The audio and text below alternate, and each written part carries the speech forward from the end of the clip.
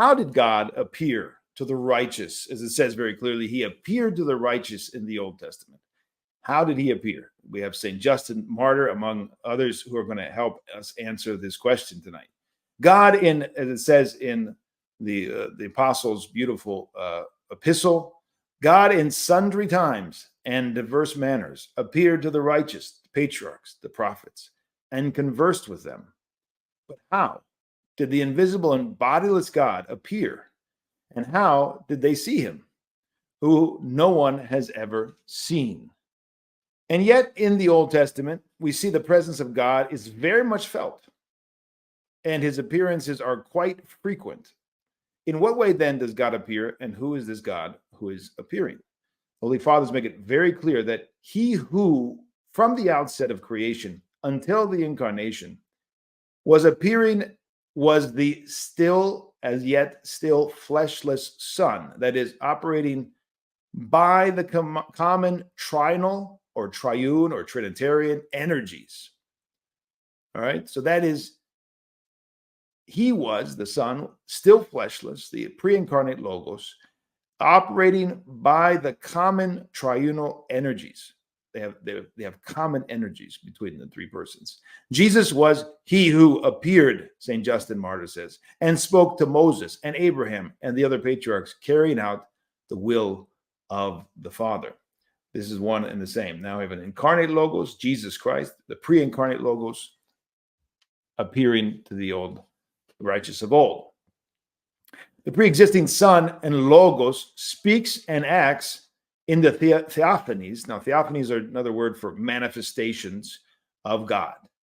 It's an easier, quicker way to say manifestations of God from the Greek, Theophanies. We also say the Feast of Theophany, but this is many such manifestations. And he speaks and acts in the Theophanies and more generally in the Old Testament in such a way as to be considered a foretelling of his incarnation. The one and the same, it should say, God appears both in the Old and New Testaments, and he is the Son and Logos of God. The forefathers are men of Christ, and they saw him in human form, which he was destined to assume during his incarnation. So it's very important. If you're paying attention, the implications and the consequences are great. Now, he's not fleshing all these implications and consequences out, but some of us should be able to pick up them very quickly. If they were the forefathers of the Old Testament, were men of Christ, and they saw him in human form, right? They saw him in the form that he was destined to take, it says, or in other forms, because there are many forms that he came to in the Old Testament. If he is the one and the same that became incarnate, obviously, then the Old Testament, the prophets, do not belong to Judaism, which has rejected the Logos incarnate, or Islam, which never accepted the Logos incarnate and considers him to be a mere prophet, a man, such that they are Arians in that sense. So what is this talk today of the religions of the book or the common God between the various religions? It's absolutely illiterate from a patristic standpoint.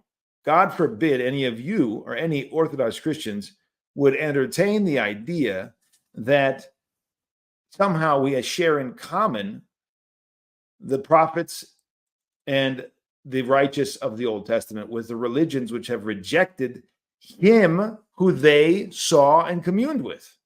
Not possible. And equally so, anyone who rejects the Old Testament on the other extreme is also rejecting the incarnate Logos. So this, the fleshless Logos, they saw, and with him they spoke, all of those who were made worthy of the Theophanies in the Old Testament. For neither Abraham, this is St. Justin Martyr again, neither Abraham, nor Isaac, nor Jacob, nor any other man saw the Father and ineffable Lord of all, but saw his Son and the angel of great counsel, we'll talk about, who according to the good pleasure of God willed to be born a man from the Virgin. Just a note for those of you who read this text, I initially was using a translation from the New Advent, I think it is, Roman Catholic page where they have a lot of patristic texts. But I noticed the inconsistency of the translation, so I had to retranslate it. So just so you know. And so we're talking here about the Logos, the angel of great counsel, being he who spoke and saw, or they saw rather, and he spoke with Abraham, Isaac, and Jacob, and all the righteous, and not God the Father, of course. And why is that? Why is it? We'll talk about that in a minute. It is the traditional stance of patristic interpretation that the Logos of God, the Word of God, and this is the typical way we say it in English. We use it interchangeably in this book's translation because it's important. For the word does not totally capture Logos in Greek because it also has to do with the reason. So it's not just the word. And so we've stuck mostly to the word Logos, kept the Greek for that purpose because we feel like word is not sufficient to describe the Greek. So again, it is the traditional stance of patristic interpretation that the Logos of God reveals himself continually and in various ways throughout the entire Old Testament. This is Father George Florovsky being quoted. His self-revelation, however, is characterized by ambiguity and a secrecy for the following reason.